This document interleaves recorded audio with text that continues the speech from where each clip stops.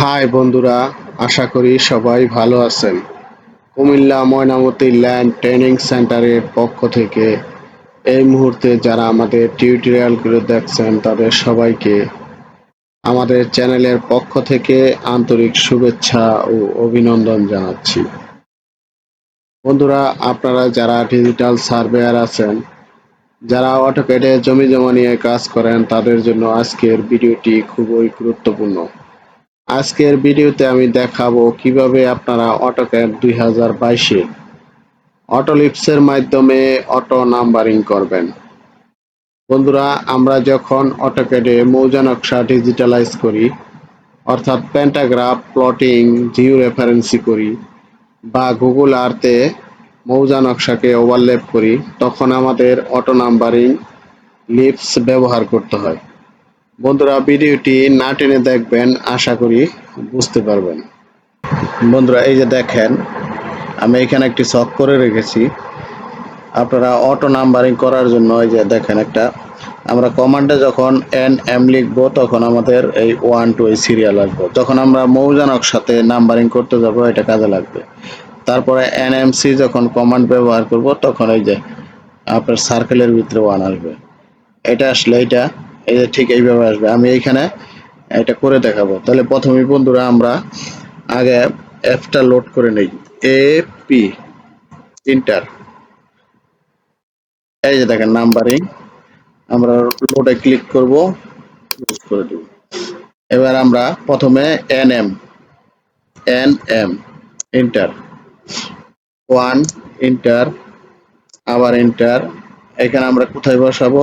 1 এইখানে বসাবো। 1 2 3 4। এই দেখেন বন্ধুরা, আমরা যখন এনএম কমান্ড করব তখন আপনার এরকম সিরিয়ালি আমাদের নাম্বারিং আসবে। এরপর আমরা এনএমসি, আমরা কমান্ডে লিখবো এনএমসি ইন্টার। ইন্টার লেখার পরে 1 আছে, আমরা এখানে 1 লিখব, ইন্টার। বন্ধুরা, এই যে দেখেন সার্কেলের ভিতরে 1 2 3 4। বন্ধুরা, এবার আমরা এনএমপি, আমরা কিবোর্ডে লিখবো এনএমপি ইন্টার, ইন্টার 1 ইন্টার। আমরা এখানে লিখবো সার্কেলের ভিতরে 1 2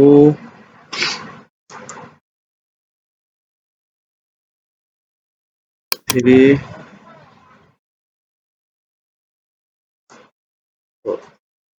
ঠিক আছে বন্ধুরা, এবার আমরা এটা লিখবো TIT, TIT inter, inter 1 inter. এখানে আমরা লিখবো এ ইন্টার, এখানে আমরা লিখবো এ ইন্টার। তাহলে আমরা এখানে দেখেন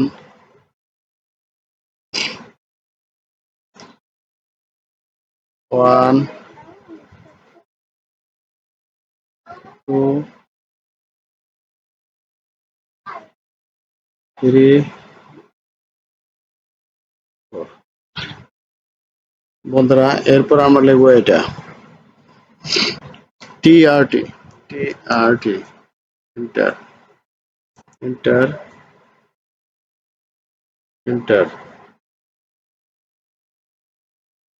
x enter, Y inter.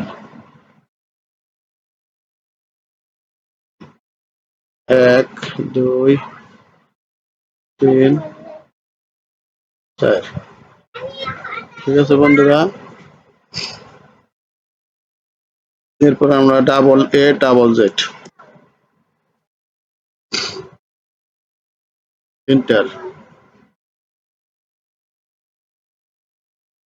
Enter A B C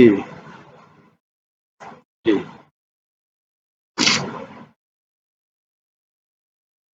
তারপর আমরা double A D enter. A আছে ইন্টার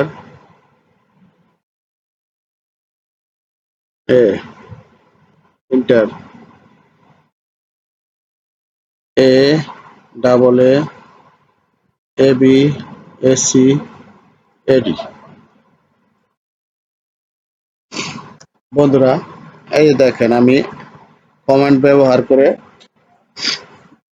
এই দেখেন এইভাবে আউটপুট তৈরি করলাম। ঠিক আছে বন্ধুরা, তাহলে অটো লিপসের মাধ্যমে কিভাবে আপনারা এইভাবে নাম্বারিং করতে হয় বুঝতে পারলেন।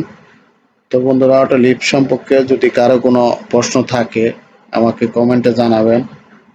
ইনশাল্লাহ আপনাদের সমস্যার সমাধান দেওয়ার চেষ্টা করব। আর যদি কারো অটো লিপস লাগে বা সফটওয়্যার লাগে যোগাযোগ করতে পারেন, আমার এখানে সব অটো লিপস আছে। তো বন্ধুরা, যাই হোক, আজ আর কথা নয়, পরবর্তী ভিডিওগুলি দেখার আমন্ত্রণ জানিয়ে এখানেই শেষ করছি। আল্লাহ হাফেজ।